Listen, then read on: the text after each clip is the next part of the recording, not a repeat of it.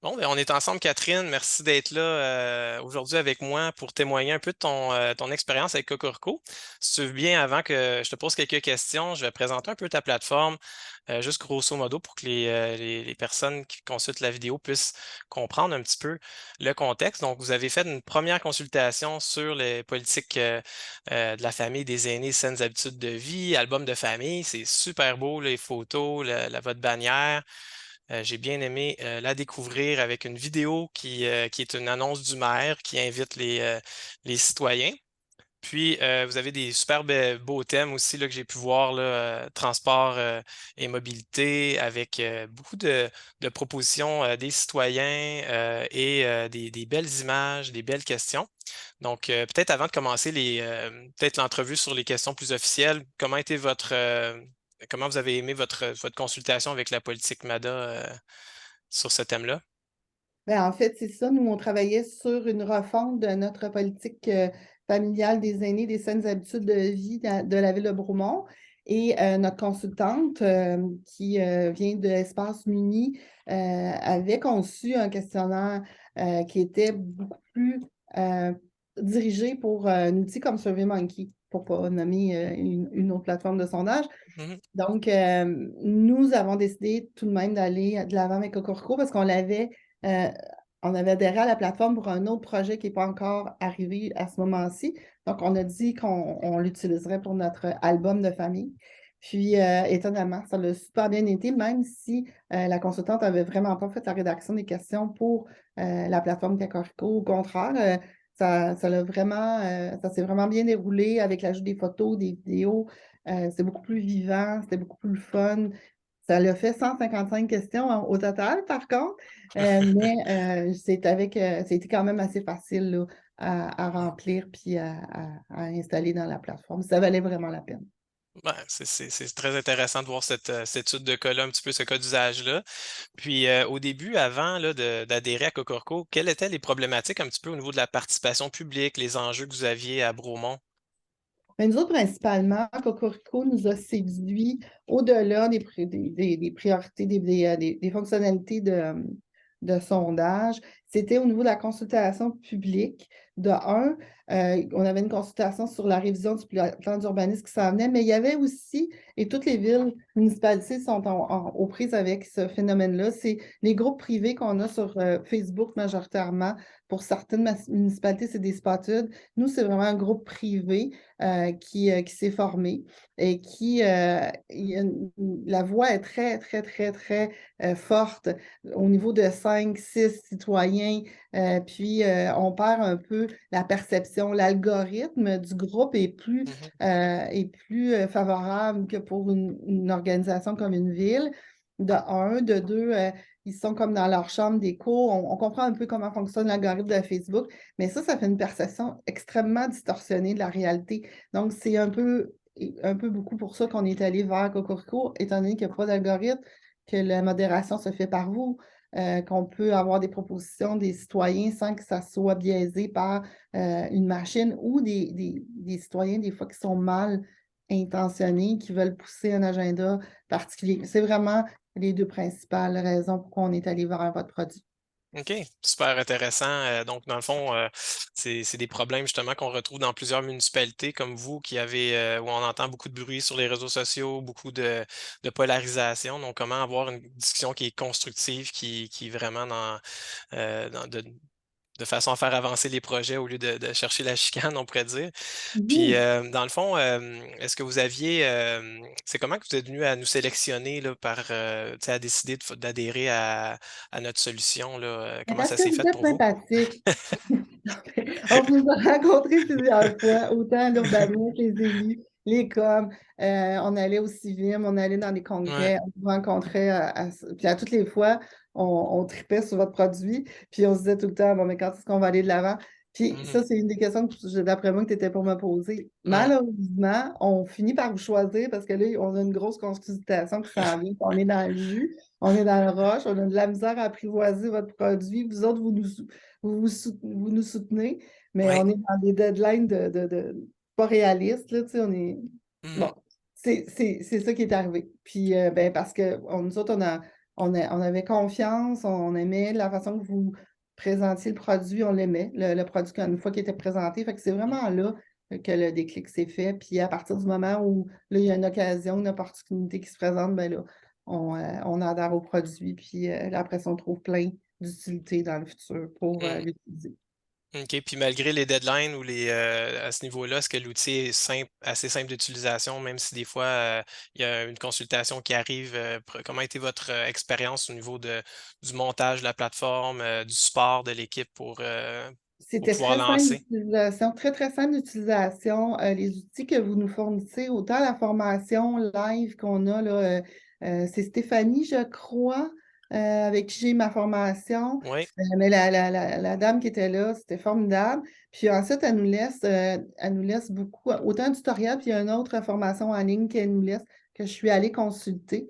Nous, on avait des défis supplémentaires, c'est qu'on a passé par l'application Bicity pour ensuite, euh, au lieu que ce soit une Mmh. consultation d'outils, c'est une consultation Cocorico. Fait qu'il y a eu les ajustements, ils se sont faits là, ce qui était tout à fait normal parce que c'était une première expérience pour les trois organismes, autant à nous, vous que Bicity. Mais pour la plateforme Cocorico, ça a très bien été. Puis les outils que vous nous fournissez sont vraiment très adéquats et très complets. Donc, ça a OK. été très apprécié. Fantastique. Puis, dans le fond, vous avez parlé de BCT. Si je comprends bien, là, justement, vous avez eu cette intégration-là avec votre portail citoyen pour faire en sorte que les gens n'aient pas besoin de se créer 2 comptes, qui rentrent directement, puis ça facilitait la participation. Donc, moi, j'ai eu l'occasion de voir là, sur le portail, c'était bien affiché, là, la consultation avec BCT. C'était facile d'y accéder. Est-ce que vous avez vu que les citoyens étaient avez-vous des rétroactions ou est-ce que vous avez vu la simplicité avec le nouveau portail à ce niveau-là? Ben, ça, c'est sûr que, comme je disais, quand on a décidé de le faire, c'est que là, nous, on a 11 200 de population à Mmh. Bromont. On est rendu à 9 000 cartes citoyennes de créer, plus de 14 000 profils, parce qu'on est pas obligé d'avoir une carte citoyenne pour Mmh. avoir Mmh. l'application Publicity Bromont. On peut choisir la ville qui Mmh. dessert. Donc, nous autres, on a 14 ou 15 000 profils. Ceux qui ont des profils ont accès à la consultation, à basculer dans Cocorico. Donc, nous, on avait déjà, au niveau critique, une grosse masse critique qui était déjà là. Et puis, on offre énormément de services par l'application. Donc, pour nous, ça avait plus de sens d'intégrer les deux que Mmh. de dire encore une fois, créez-vous un autre compte. Parce que ça, c'est un irritant qui est Mmh. global. Hein. C'est pas juste Bromont, puis Mmh. c'est pas juste à Québec, là, c'est global. Les gens multiplient les ID mots de passe, puis ils Mmh. viennent à un moment donné que ça les, ça va leur empêcher d'aller plus loin parce qu'ils Mmh. sont obligés de se loguer, puis de Mmh. refaire un nouveau compte, puis redonner à nouveau des renseignements personnels, des coordonnées. Donc, pour nous, ça avait beaucoup de sens, puis ça a bien été. Ça l'a Mmh. vraiment, là, ça l'a bien été. J'ai aucune critique, aucune plainte là-dessus. Là. Les gens passaient par leur profil ici, puis ils Mmh. se rendaient dans Cocorico sans problème. Super intéressant justement, pour la création de compte, la simplicité, tout ça. Puis, justement, c'est des défis au niveau technologique pour tous les plateformes, de s'assurer que c'est simple, de pouvoir entrer et de contribuer. Puis dernièrement, pour les clients qui n'auraient pas les portails là, citoyens ou d'intégrer comme avec vous, on a une nouvelle façon dans le fond de pouvoir, entrer facilement avec Google, avec Facebook, puis en rentrant un code, avec un courriel, avec seulement un code. Ce qui fait en sorte qu'on n'a pas besoin de se créer vraiment de compte, là, on rentre directement. Donc, c'est des efforts qu'on a mis de l'avant aussi pour, tous nos clients. Peut-être une dernière question dans le fond, ben 2 dernières. Donc, comment est-ce que la solution de Cocorico vous a permis améliorer votre fonctionnement, votre efficience? Je sais que c'est quand même un peu nouveau là, mais comment ça a permis peut-être d'améliorer certaines choses là? Vous m'avez parlé que plusieurs autres services veulent s'en servir, de l'outil. Qu'il y avait aussi peut-être un moins de creusage de tête que sur les sondages croisés, tout ça, là, Oui, qu'est-ce qu'on avait oui. discuté? Ben, c'est sûr qu'au niveau du sondage, quand on y va avec un sondage conventionnel, moi, j'explique toujours à ma gang, surtout à mes élus, je leur explique, tu sais, il y a toujours la question tarte aux pommes. Puis moi, la meilleure question tarte aux pommes, c'est pas moi qui l'invente, là, c'est les sondeurs qui vont appeler ça comme ça, c'est que j'avais eu, c'est voulez-vous, oui ou non, un brigadier à côté de l'école. Il n'y a personne qui va répondre non. Ça, c'est sûr. Tu sais, c'est une garçon de Mhm. tartopop. Moi, dire oui, on en veut un brigadier, c'est la sécurité et tout ça. Par contre, si on leur demande comment trouvez-vous la sécurité aux abords de l'école primaire, puis est-ce que vous êtes très satisfait, là, ça va moduler. Donc, quand on fait des sondages, il faut des fois être capable de revalider la question de tarte aux pommes ou essayer de poser deux, trois questions pour en arriver à un résultat. Avec Cocorico, on a moins on y pense moins parce que la personne a le choix de faire sa proposition. Aussi, les questions ne sont pas obligatoires, ça, j'adore ça, parce que comment de fois qu'on oblige des gens à répondre à des questions, puis qu'on sait que ça va être majoritairement à 90% oui, puis il va y avoir deux, trois personnes que c'est non, c'est parce que c'est des fatigants, puis on sait leurs noms qui sont des fatigants, on les connaît. Bref, tu sais, le fait qu'ils puissent faire des propositions, qu'ils puissent ne pas répondre aux questions qui ne les intéressent pas, ça enlève beaucoup cet aspect-là de être obligé de croiser les questions pour les valider parce que la vérité vient, de toute façon, elle vient par elle-même. Puis Mhm. on voit tout de suite qu'est-ce qui préoccupe les gens. Quand on parlait de sécurité, là, on a vu, nos intersections, il y a peut-être quelque chose à aller travailler là. Donc, c'était des propositions qui venaient des gens.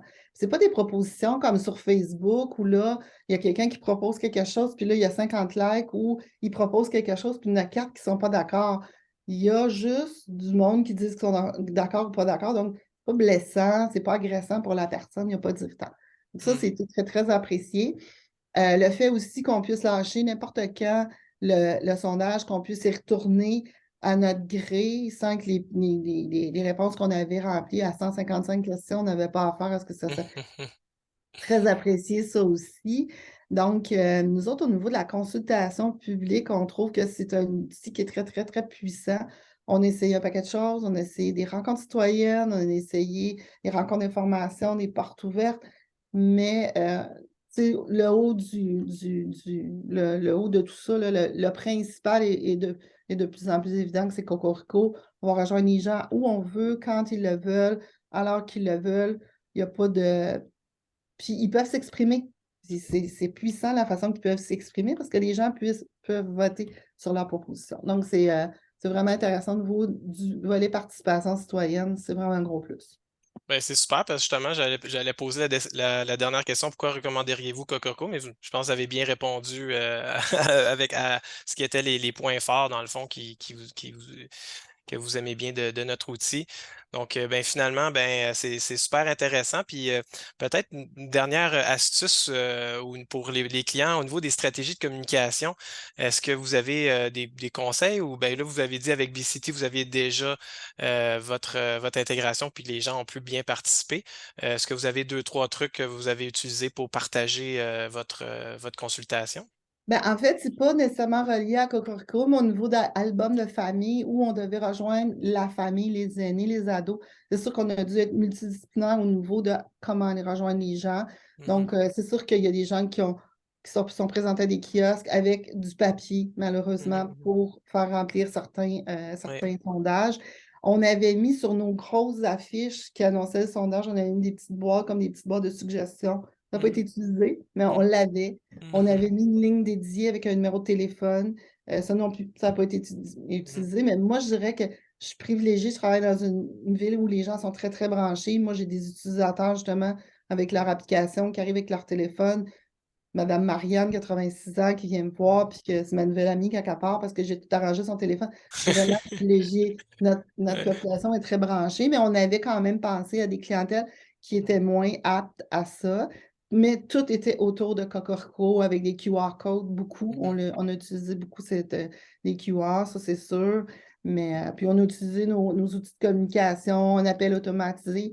Donc, c'est sûr que il faut en faire la promotion, il faut y croire, on peut mettre des belles images dans Cocorico, on peut vraiment faire quelque chose de le fun, de ludique, mais il faut mettre le temps, puis mhm, faut se dire que plus ce qui est beau, plus que les gens vont avoir envie de répondre, contrairement à un SurveyMonkey, là, on a on peut mettre des vidéos, on peut mettre plein de choses. Moi, j'ai récupéré des vidéos que des conseillers avaient commandées, qu'on avait peut-être mis une fois sur Facebook, mhm, puis après ça, ben, je l'ai remis, ils étaient super mhm, contents qu'on puisse réutiliser ce matériel-là. Donc, ça, là, c'était formidable au niveau créativité, puis au niveau à l'accrocher les gens. Je pense que c'est comme ça qu'on a bien réussi. Oui. Oui, ben, définitivement, moi, ça me passionne de vous entendre là, parler de ça parce que je vois qu'il y a plein de trucs et astuces que je pourrais donner aux clients. J'ai bien aimé comment vous avez rejoint les aînés, même s'ils n'ont pas nécessairement utilisé ces méthodes-là. Tu sais, c'est important d'adresser la fracture numérique si les gens sont moins à l'aise avec la technologie. Puis vous y avez pensé de belle façon. Donc, félicitations pour tous vos efforts. Fait que c'est à mon tour de vous remercier pour ben, votre temps, les questions que vous nous avez, les réponses que vous nous avez données, tout ça, c'était fort sympathique. Donc, je vous souhaite une très belle journée, puis j'espère que ça a été utile pour les gens qui vont consulter la vidéo. Vous pouvez commenter en bas de la vidéo, vous pouvez partager et nous dire comment vous avez apprécié cette entrevue. Donc, je vous souhaite une belle journée, Catherine. Merci beaucoup, Sébastien. À la prochaine. À la prochaine.